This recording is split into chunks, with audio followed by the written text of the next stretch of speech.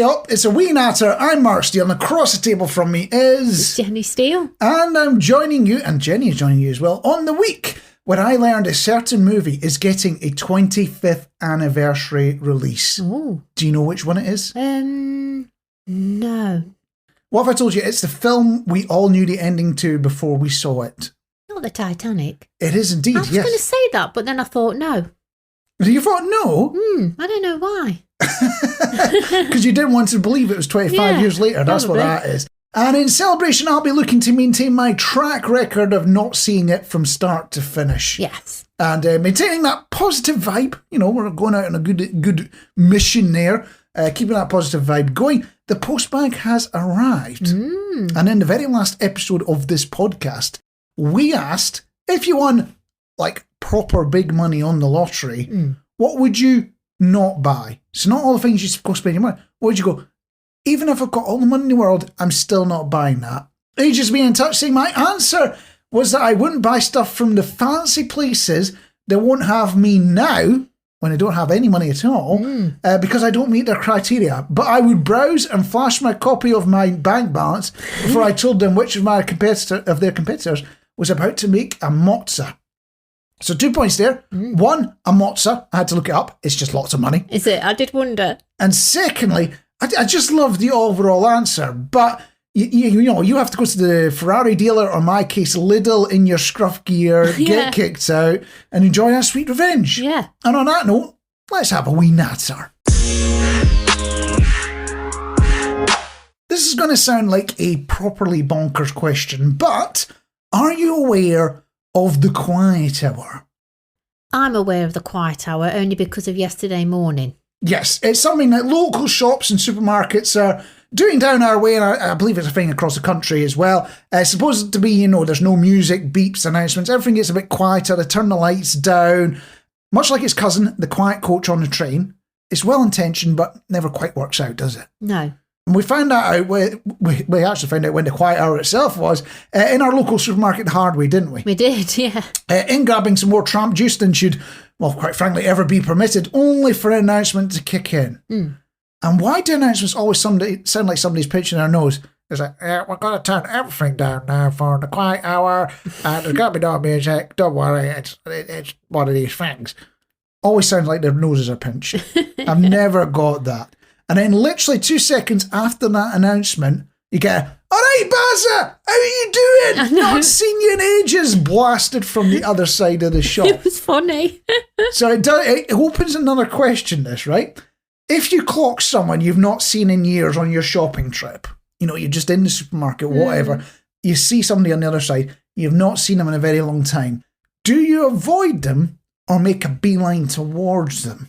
That's tricky. And so I'm taking it that you're aware it is the quiet hour. Well, I don't think it matters whether it's a quiet hour in this question, but you clock someone you recognise in the shop, do you head towards them or do you keep away from them? Depends who that person is.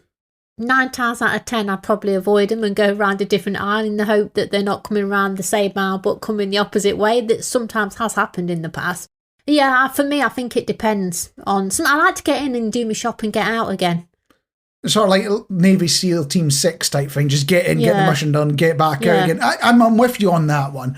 Although if you do meet someone and you do clock them and you don't do the antisocial thing I do of running away, you actually speak to them, you have your wee conversation, you all both head off in opposite directions, and about 3 minutes later you'll meet in another aisle. That's quite embarrassing, isn't it? I never know what to do in that situation. Do you just smile and carry on walking, or do you feel you've got to stop and continue a conversation? I think it's another 20 years of reminiscing. Yeah. You know how things just sort of pop into your mind? Like how nobody has had the Nokia ringtone in God knows how many years now. What's the Nokia ringtone? Is it the one that goes...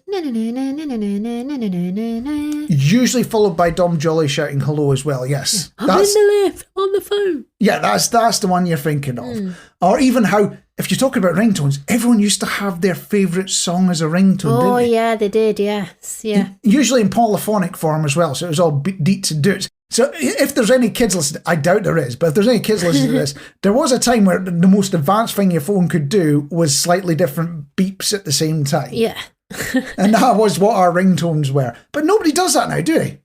No. And when did that happen? When did that change? We just haven't noticed. No. Yeah, it's been a while now. It got me wondering, and I'm going to open this question up to you, dear listener, you, Jenny, as well. What has quietly disappeared without us noticing? The size of what did I have for breakfast this morning from a well-known place? A sausage and egg muffin. You think that's got smaller? Yeah. You're on the shrinkflation I'm tree. on the shrinkflation, yeah. I'm sure they'll tell you that it's as big as it ever has been and you've just got bigger. Maybe, yeah. And that's what the trade-off is, and I'll assume that's what they're going to say if we ever contacted them.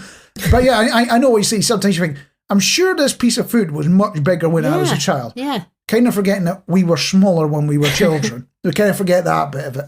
But I did see on the internet, somebody mentioned something, we should only whisper in case we wake him up. Oh. And this is something that's, kind of disappeared without us noticing. Noel Edmonds.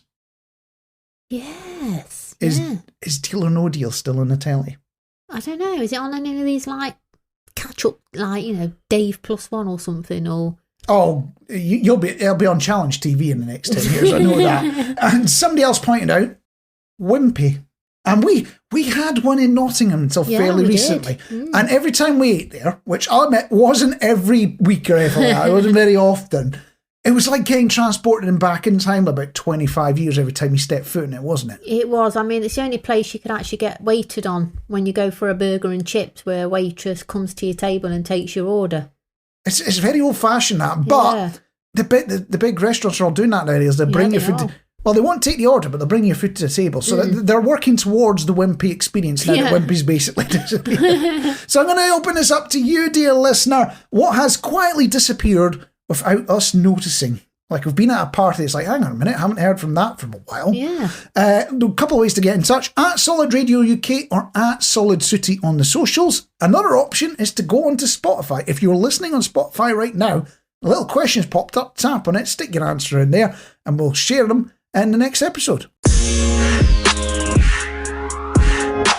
Just going back to supermarkets, we was out doing the weekly shop the other day and was walking along the aisle that sells the kitchen rolls, and I can't believe just how much that they've gone up in price now just for a kitchen roll.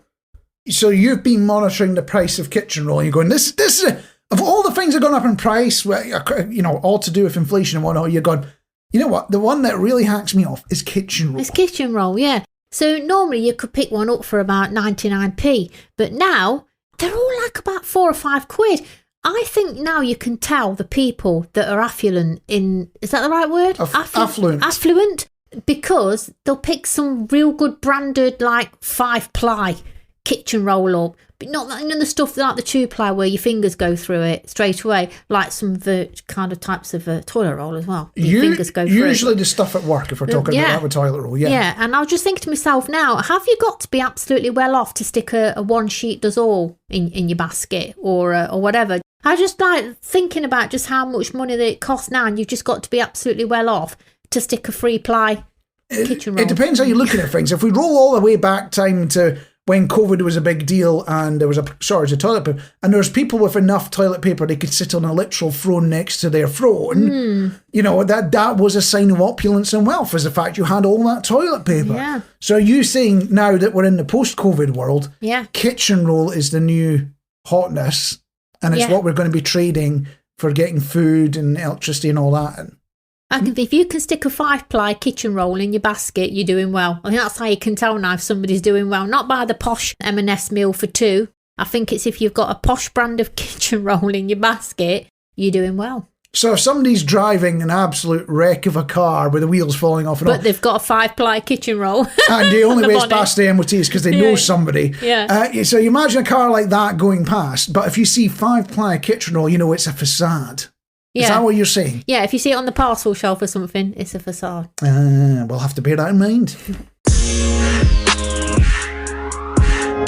Now, I probably ought to warn you up front, dear listener, but I have been reading the proper news. Ooh. I know.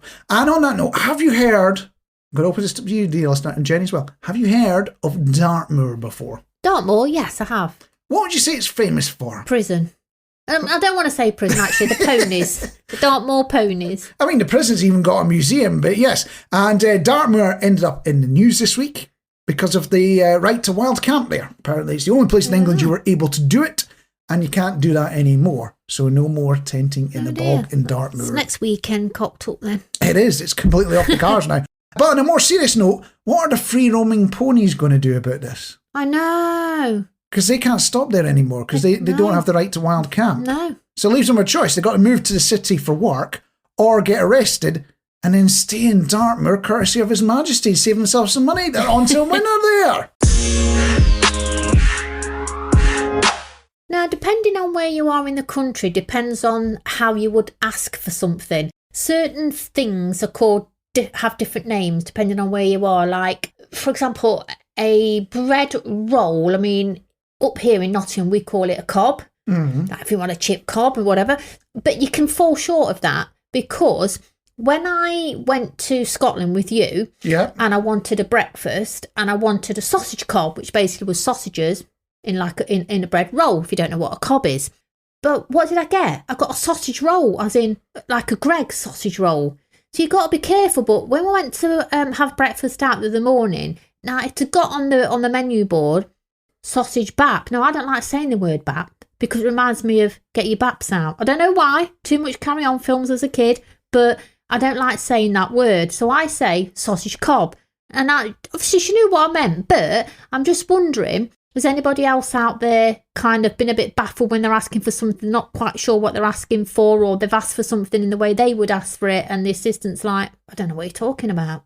Well, you've got to be even more careful with sausage roll north of the border because there's two types of sausage. You can get square sausage, which sounds completely made up nonsense if you've never come across it. It's basically the innards of a sausage smashed down into patty would be the way of describing it. Patty, yeah. Usually square shape. Isn't it? Yeah. Well, imagine a bit of pepper on it, you've basically got the idea. So that's your square sausage, or your links sausage, which is made up of sausage links, which are the bits you'd usually cut with your pair of scissors or your knife or whatever. So you've got to be careful with that. But the other one that you don't get south of the border, which really confuses when you're putting your order in at the takeaway, is the supper. Yeah. So if you don't know what a supper is, dear listener, it just means with chips. With chips. And not peas then? I thought it meant with peas. No, it just means with chips. Oh, wow. And the best bit is I've come across takeaways where they offer a chip supper. And I'm trying to work out what that is. Chips.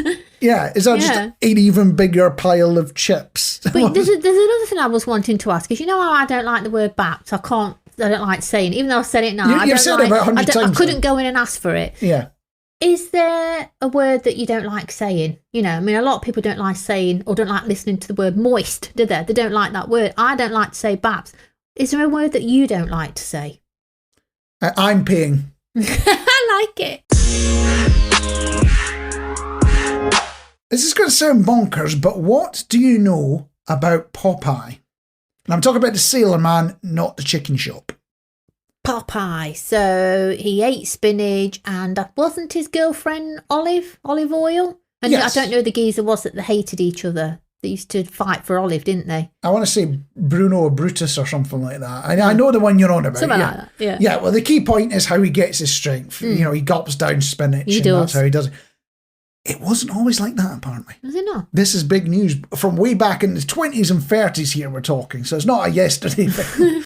But somebody's been doing a bit of research. And have you ever heard of a hen before? A hen?